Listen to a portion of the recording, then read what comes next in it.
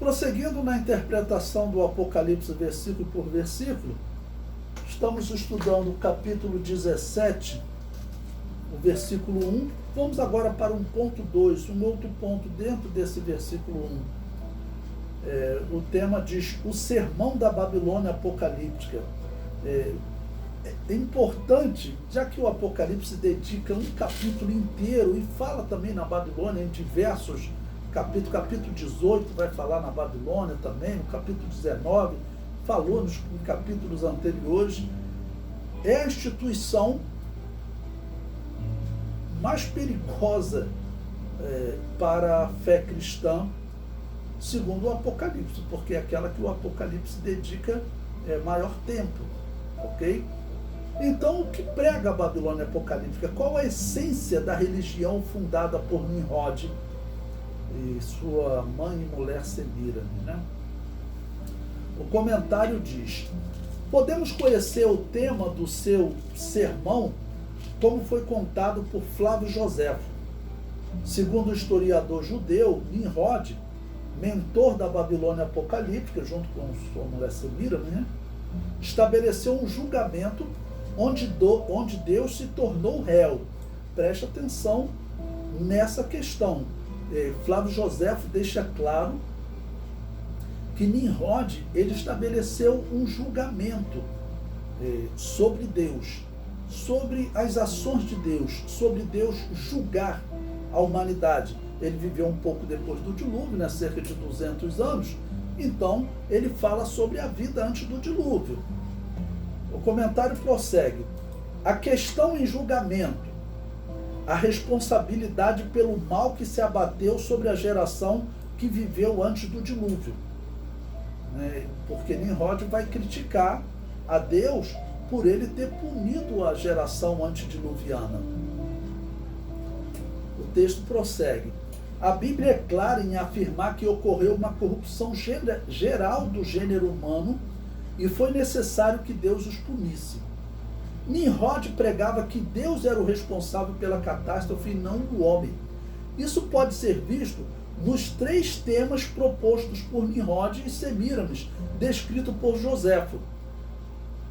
Ele diz que Deus não participava das conquistas dos homens. Ele diz que Deus ele não auxiliou a civilização anterior ao dilúvio, nem auxiliava a civilização pós-diluviana. Deus não participava das conquistas dos homens. Ele diz que Deus planejava destruir a humanidade, assim como ele fez com a humanidade antediluviana, e diz também que havia como escapar do juízo divino. Por isso ele vai propor a construção da torre.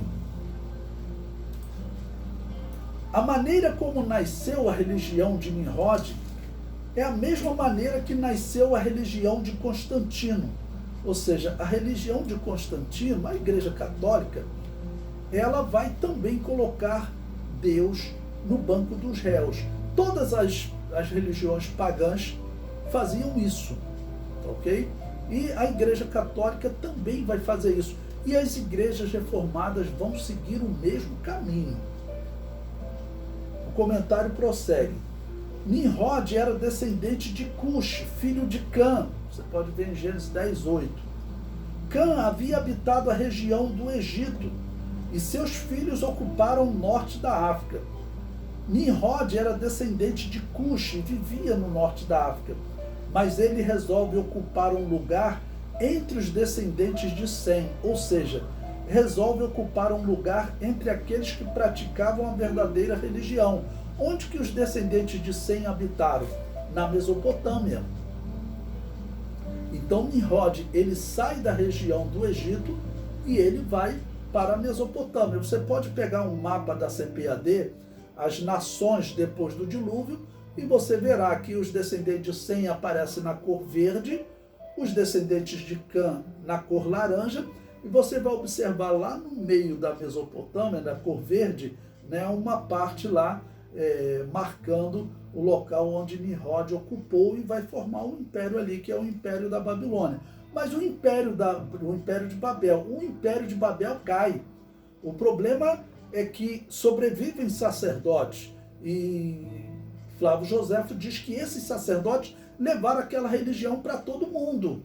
Aquela religião dominou o mundo antigo. Inclusive, Flávio Joséfo diz, Roma, hoje, que adora Júpiter, ele veio lá de Babel.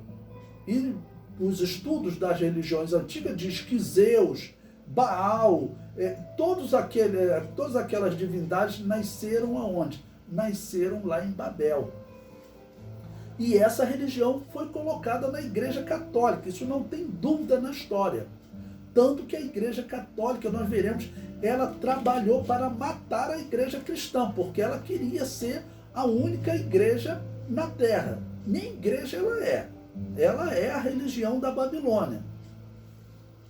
O comentário prossegue. A semelhança com Constantino é muito grande. Constantino resolveu ocupar um lugar entre aqueles que praticavam a verdadeira religião nos dias do Novo Testamento, a igreja, ou seja, Constantino, ele fez igual Nimrod. Nimrod, ele foi ocupar um lugar lá entre os descendentes de Sem, ok? Organizar uma religião ali. Constantino fez a mesma coisa, ele via que a igreja cristã, ela andava, crescia mais do que os povos pagãos. Os povos pagãos, eles não tinham propósito, era aquele sacrifício de animais, não havia fidelidade. As pessoas trocavam de um Deus para outro, e ele observou que os cristãos, eles adoravam um Deus e eram fiéis àquele Deus, e na história ele via, quando ele acabou com a perseguição, tinham muitos cristãos sendo mortos por aquela fé. Ele falou, essa fé é poderosa, né? Tinham também aqueles que, infelizmente, não eram fiéis até a morte, aceitavam durante a perseguição adorar os deuses pagãos. Okay? Um deles foi o aliado de Constantino, Silvestre I. Né? Ele, junto com Eusébio de Cesareia, foram presos durante a perseguição, porque a perseguição antes de Constantino foi a pior da história. Um indivíduo preso não escapava, e Silvestre e Eusébio de Cesareia escaparam. Então, como que eles escaparam? Foram servir na mesa do demônio. Constantino se aliou a esses homens que serviam na mesa do demônio, e vamos lembrar um dos sermãos aí mais falados de Eusébio de Cesareia, ele exaltando Constantino. O tema do sermão era: com este imperador vencerás. Não venceu nada. Ali nasceu uma mistura, né, da religião criada por Nimrod lá em Babel com elementos do cristianismo. Isso aí é sabido. O filho de Nimrod, que era Tamuz, os antigos diziam que ele tinha nascido dia 25 de dezembro. É só estudar os livros de religiões e todos sabem disso. A Igreja Católica adotou esse dia 25 de dezembro como sendo o dia do nascimento de Cristo. Para quê? Pegar o paganismo de Tamuz e colocar em Jesus. E o mesmo ele fez com Maria, ok? E assim eles foram paganizando o cristianismo. E é claro, sempre existiu uma igreja fora da Igreja Católica, que a Igreja Católica perseguiu e matou. Eles dizem que exterminaram as igrejas anabatistas, as igrejas que não aceitavam o batismo infantil, que eles chamavam de anabatista. Eles dizem que exterminaram essas igrejas no 7º século da era cristã. Só que no século XII, eles encontraram um grupo de cristãos que não aceitavam o batismo infantil, chamados anabatistas, vivendo nas montanhas da França, porque os cristãos tiveram que fazer isso, se isolar, irem para locais montanhosos, se afastar das cidades para poder viver a sua fé, porque a perseguição da Igreja Católica era pior do que a do Império Romano. Diz a história que o imperador romano, de vez em quando ele falava assim: imperador, mostre a sua misericórdia, né? Aí ele pegava assim, ele salvava alguns. Não, quantos cristãos estão aí para serem mortos? 300? Não, hoje eu vou usar de piedade, solta todos esses cristãos. E os imperadores, depois da Igreja Católica, os imperadores, eles foram impedidos. A Igreja Católica colocou regras que o imperador não podia livrar, principalmente aqueles ligados a outras igrejas que não aceitavam o rito católico. Principalmente o Papa Damaso I, no ano 380, ele botou uma lei que estava proibido o funcionamento de qualquer igreja que não aceitasse o rito de Roma, que já batizava criança, usava o incenso de Júpiter, acreditava no purgatório, tá bom? Ele estabeleceu a perseguição a essas igrejas, né? Isso é um problema para os reformados. Os reformados, a princípio, tanto Lutero quanto Calvino, eles diziam que a Igreja Católica era a Babilônia apocalíptica. Depois eles perceberam o tiro no pé. E aí hoje todos os reformados defendem a Igreja Católica. Os adventistas do sétimo dia estão defendendo a Igreja Católica. Corre risco da Assembleia de Deus também entrar por esse caminho. Infelizmente, mas essa instituição não é questão de perseguição à instituição. O trabalho dela é enganar. Muito provavelmente ela vai apresentar o anticristo ao mundo. O comentário prossegue. O sermão de Nimrod é o mesmo sermão da Babilônia apocalíptica.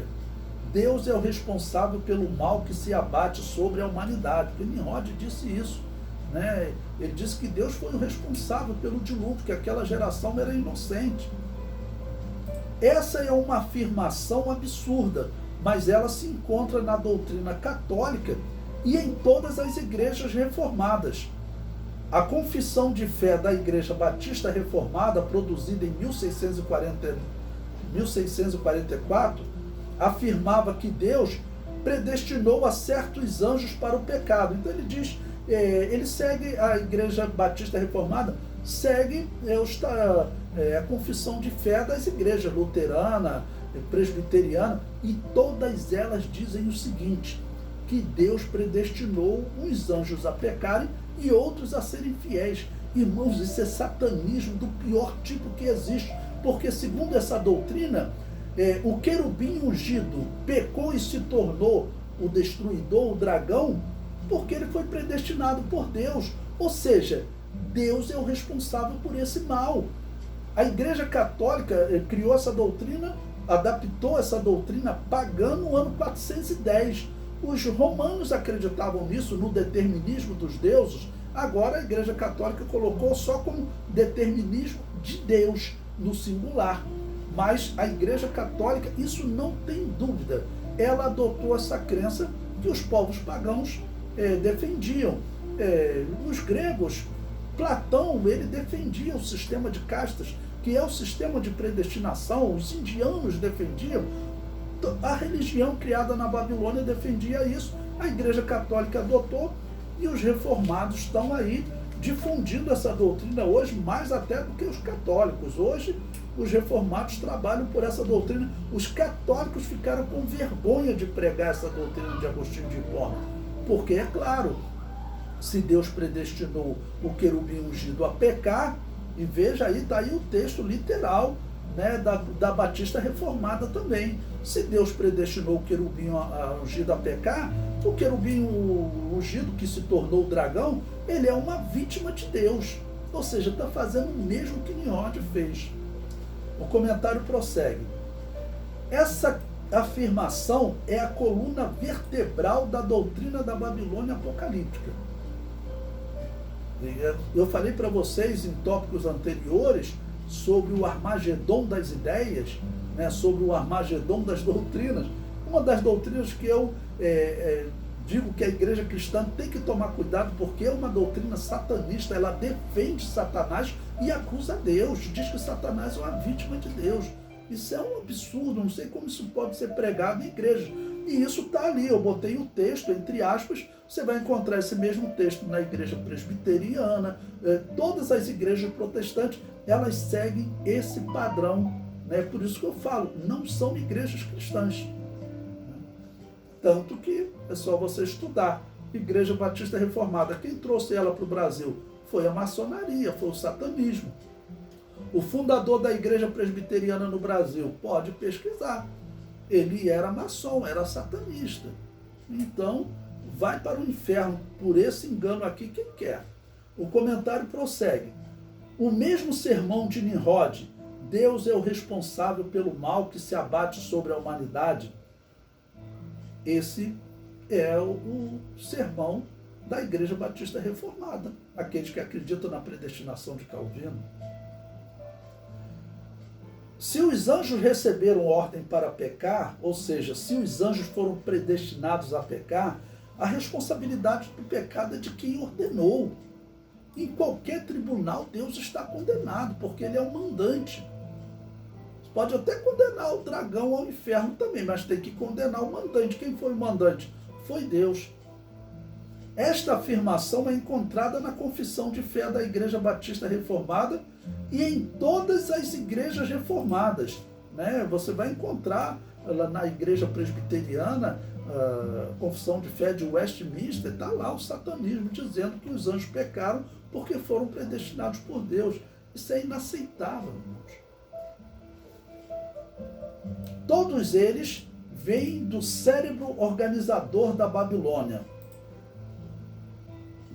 apocalíptica, Agostinho de Hipona. Por quê? Agostinho de Hipona foi que adaptou essa doutrina da predestinação, essa doutrina do determinismo dos deuses, né? Ele adaptou ao cristianismo chamando de predestinação. Lembrando que a predestinação bíblica, o que Agostinho de Hipona mudou? A predestinação bíblica, ela não determina as ações dos homens. Ela determina resultado para as ações dos homens. Por exemplo, as pessoas estudam predestinação bíblica só olhando para o apóstolo Paulo, né? Veja nas palavras de Jesus o que Jesus falou sobre predestinação. Jesus Cristo falou, olha, aquele que crer e for batizado será salvo. O que não crer será condenado.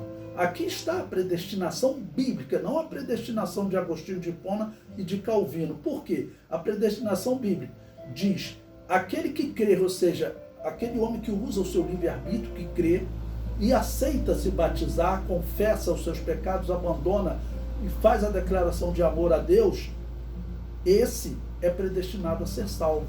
Ou seja, Jesus predestinou, traçou um destino antecipado de salvação para quem crê, e traçou um destino antecipado de condenação para quem não crê.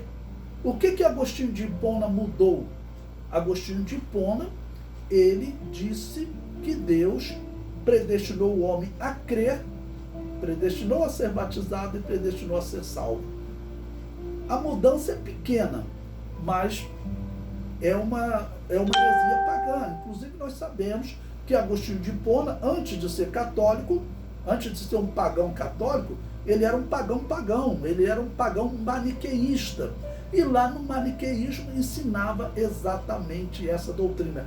Ele adotou essa heresia do maniqueísmo, que era um paganismo. O maniqueísmo já era uma mistura da religião indiana, da religião celta, da religião romana, da religião grega, como elementos do cristianismo. Agostinho de Hipona pegou esse determinismo dos deuses, que esse falso profeta chamado Mani, que gerou o maniqueísmo, ele pegou essa doutrina e colocou no catolicismo no ano 410 da era cristã.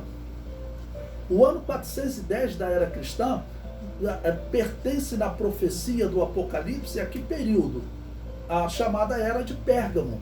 A Era de Éfeso foi o primeiro século, a igreja primitiva. Esmirna foi a igreja perseguida pelo Império Romano, né, do segundo século até o ano 312, quando Constantino organizou a igreja católica com um bispo pagão, traditore, né, que traiu a fé, Silvestre. Organizou no ano 312 e vai até o ano 430, quando Agostinho de Hipona morre. Tá ok? Então, esse período é a igreja de Pérgamo. E quando você estuda a igreja de Pérgamo, nós estudamos, veja lá novamente. Diz que nesse período da era de Pérgamo, havia um homem que Jesus compara a Balaão. E ele é chamado de o Balaão de Pérgamo. Por quê? Quando você vê a profecia de Balaão, ele falava coisas bonitas, ele profetizou sobre Jesus como uma estrela, né? Ele falava coisas bonitas no seu sermão, mas ele por trás tinha um satanismo. Ele ensinava Balaque a lançar tropeços diante do povo de Deus. E Agostinho de Hipona fez a mesma coisa. Ele adotou essa doutrina que coloca Deus no banco dos réus, inocenta Satanás, dizendo que ele se tornou o que ele é por ordem de Deus, ok? E condena Deus, porque se Deus é o mandante dessa doutrina horrível, Deus é aquele que deveria ser condenado, né?